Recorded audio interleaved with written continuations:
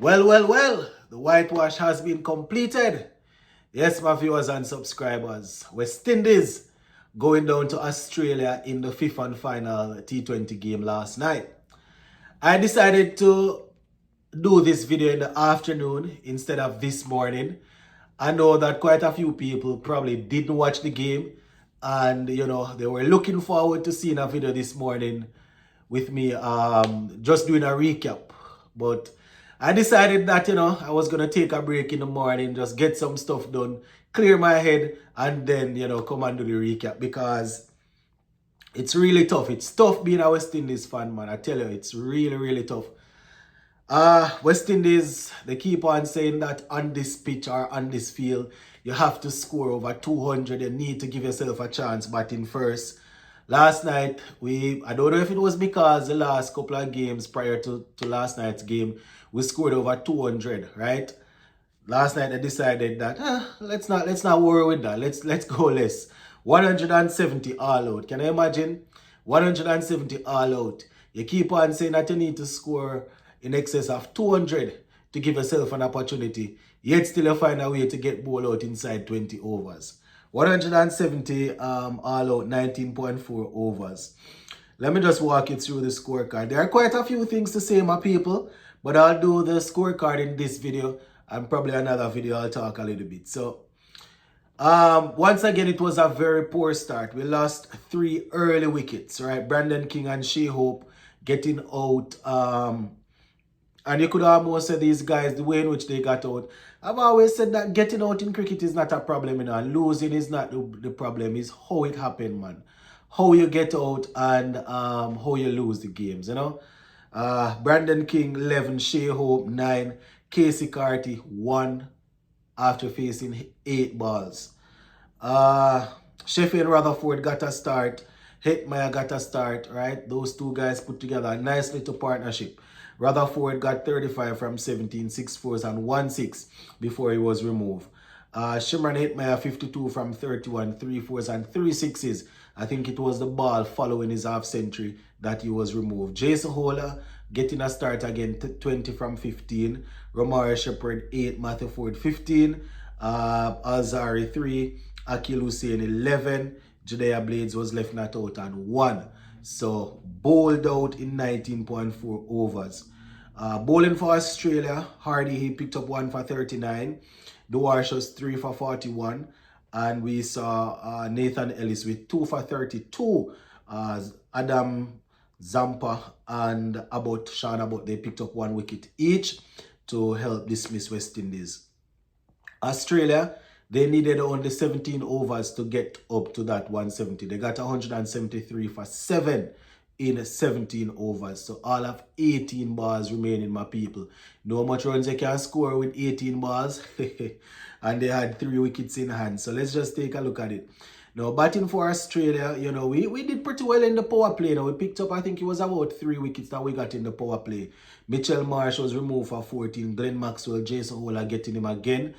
He didn't score. Just English 10. And then they had a good partnership between Cameron Green and Tim David. Tim David basically changed the game. He came in and he got a quick fired 30 from 12, 4 sixes. Basically remove all the momentum that we had. So we picked up wickets in the power play, had the momentum on our side, and then when Tim David came in, it basically shifted, right?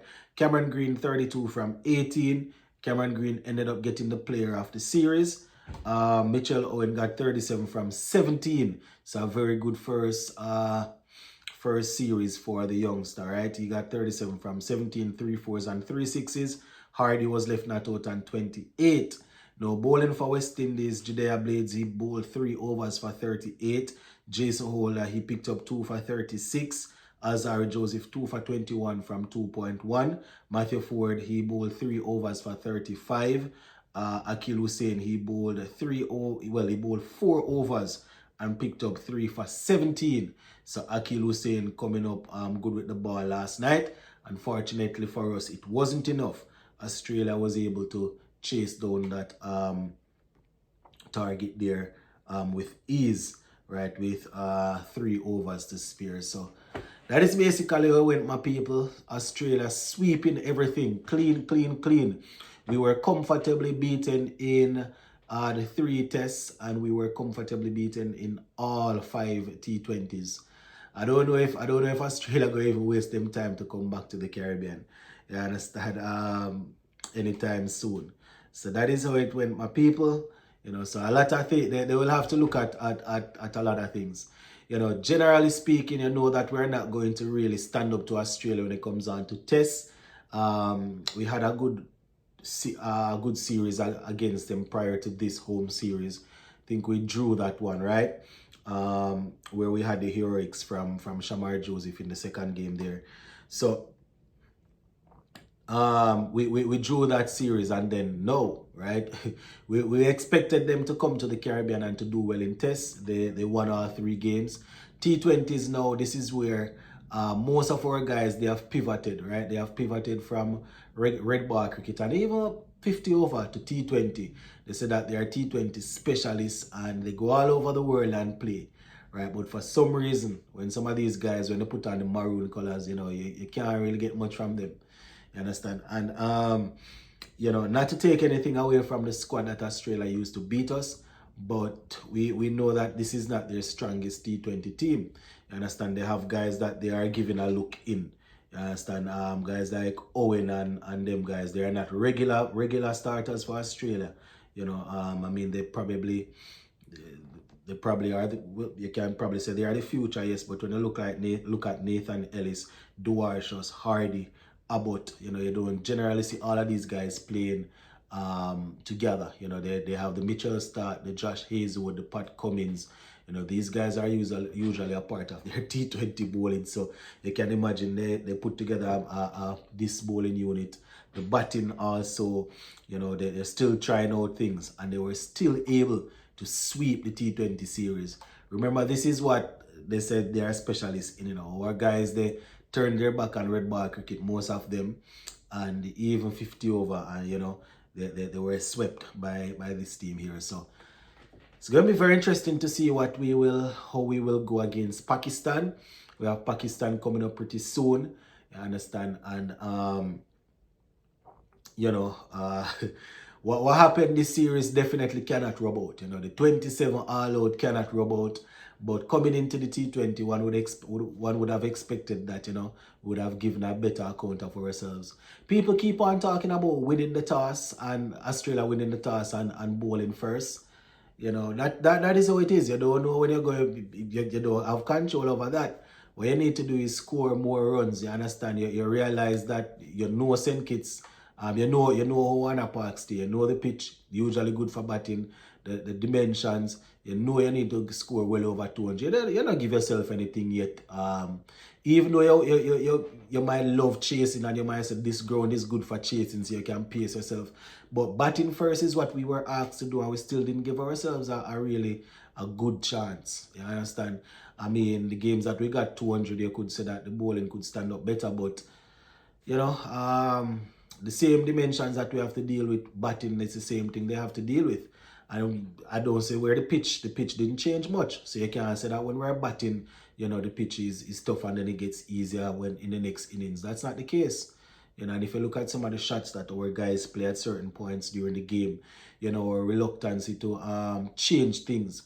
We have, for example, one man, we decide for the entire series, this man will bowl over number 13, this man will bowl over number 14. And we decide not to change based on how the game is going. You can have a plan in place, but depending on how the game is unfolding, you change things. That's why you call critical thinking and critical leading. You understand? Being able to change on the spot and adapt to what's happening. So the plan might be you want to get this guy bowling over number 5 at all times. Oh, this man bowling over number 6. This man must come in right after the power play. This man must bowl. But depending on what's going on, for example, if you see they're going after the spinner and your plan in the power play and your plan was to bowl the spinner right after the power play, switch the plan, man. You understand? And the same thing if you what I tell you, we have a long way to go. We have a long way to go. And it's the same players that we have been using over and over. And they keep on saying it's a young team and it's developing.